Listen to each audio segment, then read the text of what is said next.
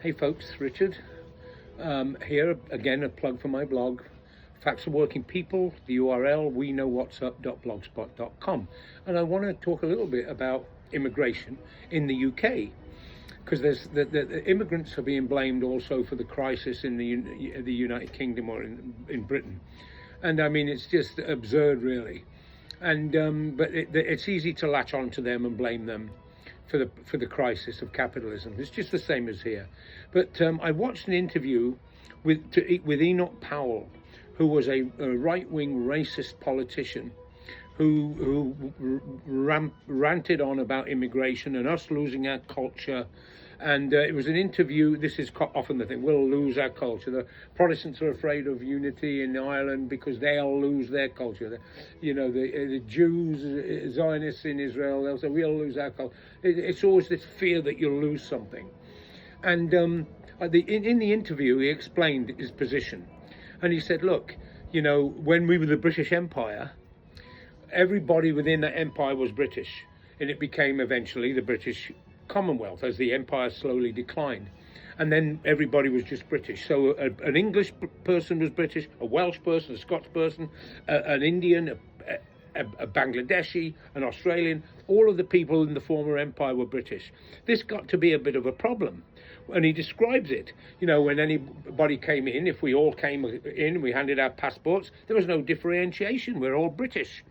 So they changed the laws to try to keep out to the overwhelming, and it makes sense when you think about it, but in the abstract. But so he explained it like that, and it to an outsider would make sense.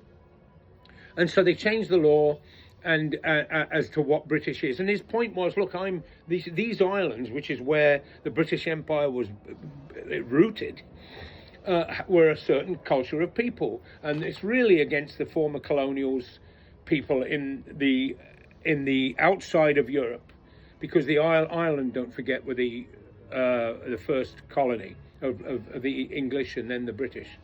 And so it's really to keep out the hordes, the Indians, the Bangladeshis, all of these former colonial people, Muslims, people that were fundamentally different. And so it sort of makes sense. And as I was watching Cavett listen to him. But actually back then when I was a kid, it had a little bit of an echo on me. I was around people that were saying, yes, the jobs, we'd have more jobs, just like they do here. It's all the same stuff. They're a drain on us and everything else. Never mind, the Indians saved the immigrants saved the national health system. Nurses, you go to the national health system, there's tons of immigrants in there from the former colonial world. Pakistanis, I work with them in bloody factories, Bangladeshis and so forth. And so it does sound it on the surface. But the thing is, what he fails to say, of course, is Britain went out and plundered and robbed and stole everything from these countries that they could get their hands on, including art and jewelry and diamonds and everything.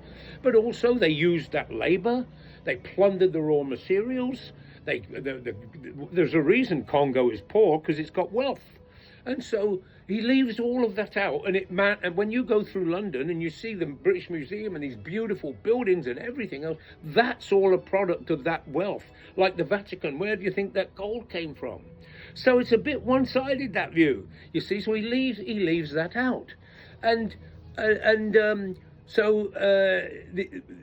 he leaves it out. So the thing is about that whole thing about losing your culture and everything else. Well, firstly, Britain. I don't know all of the origins, but the tribes, the Jutes, the Angles, the Saxons came there. The Normans invaded. I've read that the Iberian Peninsula invaded. The Norse invaded. At one time, the language was French. Then there was Old English, Old German. So it's gone through many changes. This is what human history is. The thing is, with the ruling classes in class society, they fear change.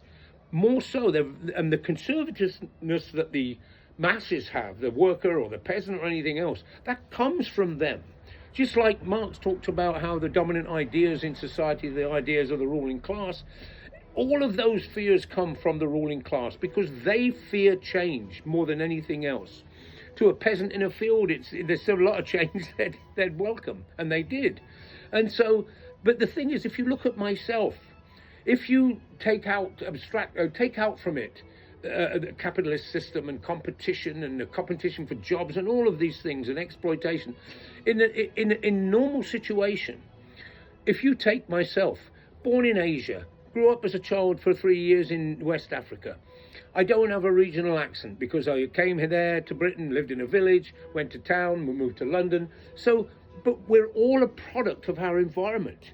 And to say, what am I? I identify, and I've said this in videos before, as an English working class person. Now I identify as an American working class person. As people say to me, are you American? I say, I'm an American working class person. Because I don't want to associate with the upper classes, the ruling classes, and so forth. I don't want to identify it. I don't like their America, you see. And so that's the way I separate myself from the national issue, the national question, that I'm an English working class. That's my background. All my life has been working in factories, working in construction, working with other people. And so that's what's made me. And so the thing is, if you leave people normally, when I look at London now, one of my best friends is an Indian, born in England, a Punjabi Sikh guy. I go to London and I listen to black people from Jamaica, the West Indies, and they talk with Cockney accents, and they've got all this Englishness about them, but also with this little bit of stuff thrown in, and it's wonderful stuff. And it's wonderful stuff. And the Muslims, which are a more tight group than, say, the Sikhs, perhaps, and the Hindus. When I left England, the Indian girls were dressed traditionally, and there wasn't as much mixing. But Muslims too, when people are not integrated, then they put a shell around what's common to them. But if people are left alone, then what happens is it becomes, they mix and they integrate freely, and a new future is born. And the future will be these in England. It will be these Africans, Jamaicans, Nigerians, Bangladeshis, and all of the people that have come. Look at the Irish there. Liverpool's an Irish city. And so that under normal circumstances that wouldn't occur, but in capitalism it is a means of dividing, separating, and making the indigenous population, the original, which is hard to say what the original was, but the Englishness, there's no such thing. It's been many things, and it will, I will change a bit. People will change and they'll adopt things and will become a mixture, a healthy mixture. I mean, this sounds a bit corny, but that's really what happens and what would happen outside of class society. In a democratic, genuine socialist society, a working class, a